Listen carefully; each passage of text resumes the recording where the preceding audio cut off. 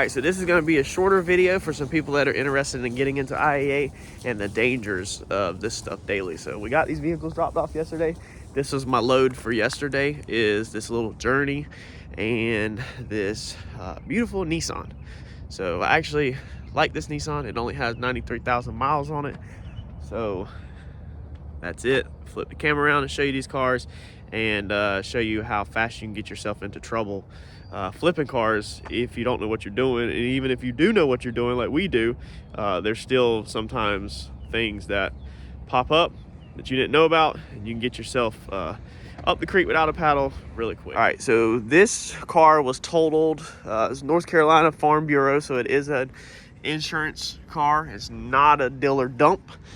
We went over that on our other channel back when I was doing that. You can see that we just have front corner damage. When we got it in yesterday, first thing we noticed is that the wheels don't look right. So this has a busted lower control arm. We know and understand all the damage up here, but these wheels look like they were off of like a Chrysler 200 or something. So the trunk was taped shut, and I don't remember that being like that in the pictures or catching it, but maybe it was. One thing we noticed right away is that obviously your gaps just don't look right. This is sticking in a little. This is extremely tight up there. Over here is tighter than it's supposed to be, and there's a big gap right there. But the bumper's not hit, so there's no scratches on the back bumper. It wasn't rear-ended. You know, there's no damage going on with it. But if you look right here, okay, you can see the paint chipping. So somebody has masked this up. You can actually see black right there where it looks like that was the black from the aftermarket bumper, and then it was taped up, and then this paint has chipped off. So this is not a factory bumper. That's a dead giveaway, because from the factory they don't look like that. And then if you come over here, you can see what nobody wants to see is all of this crap right here is built up of body filler. So it's body filler built all up, and that's definitely not good. You lose your body line right there. There's really no body line. I just drew it in there, but it's not as sharp as it should be. So somebody's definitely tinkered in the back of this thing. It won't open right now, and as you can see, we have a gap. It's not even at the right height, but it's latched. So let's see. I don't know if this thing has enough juice to. It is dinging on me.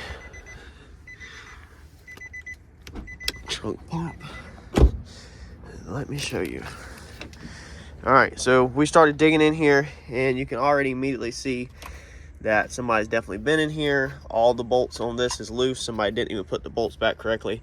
This is all tweaked up, and then there you go.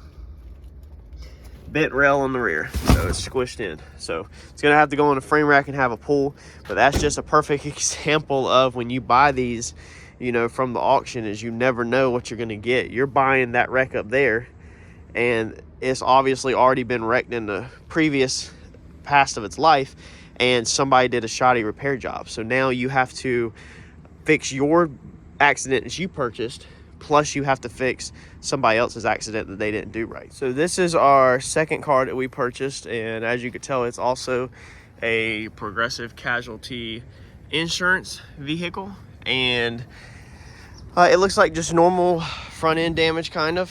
You have the bumper is knocked off and doesn't sit on there 100% right, and then on this side, you know, obviously everything is tweaked. It's hit right down there by the headlight. The headlight's cracked. It's kind of pushed all out of whack.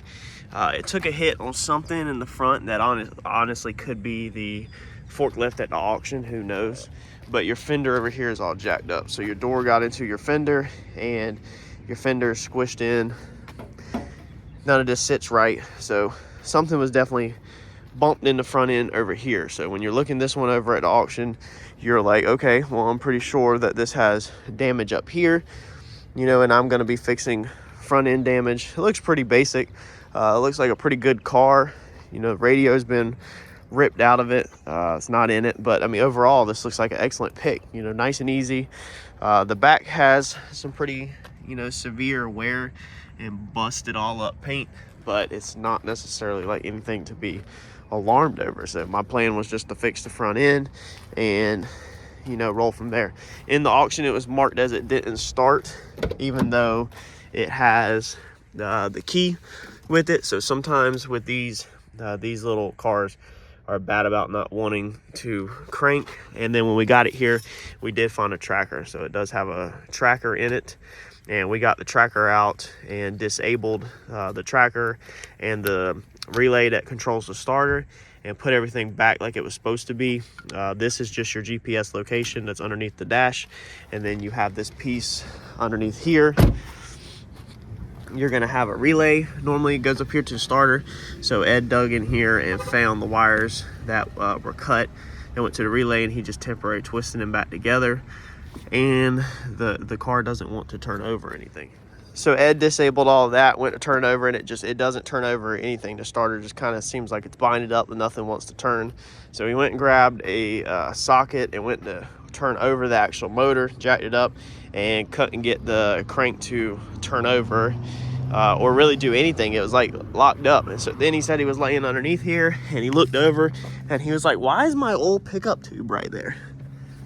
So there you go. Oh God! No, God, please, no! No! No! No! There's your oil pickup tube. There is your oil pan, and obviously it is busted. So somebody obviously hit something low and busted the oil pan in this thing, and then, you know, the vehicle either locked up from running after they hit something, or the auction cranked it up and, you know, ran it, and then it locked up, and then they marked it as, you know, stationary where it won't run. So that's 2 for 2 on this load for me of crap. That one is repairable. This one is not. So I'm about to try another option with this one to get my money back. But it's just sometimes you just don't know with these. I mean, you're taking a gamble. This is what your finances have to be ready for if you're going to do this for a living. So we got a chrome door handle and a white door handle. So normally that's a warning sign that the vehicle's been tampered with, you know, and that it's had a rough life. But obviously the oil pan, yeah, see, white door handles over there. So there's absolutely no telling what's going on with this on this side. I mean, this literally could have already been here, you know, this whole fender situation. And that's the reason why it's unbolted, is so the door don't hit it. And then somebody put a junkyard door on this car. That was also white, but the door handles didn't match. They didn't swap the door handles or nothing, and they just continue to ride, because when you open it, it doesn't hit the fender or nothing really.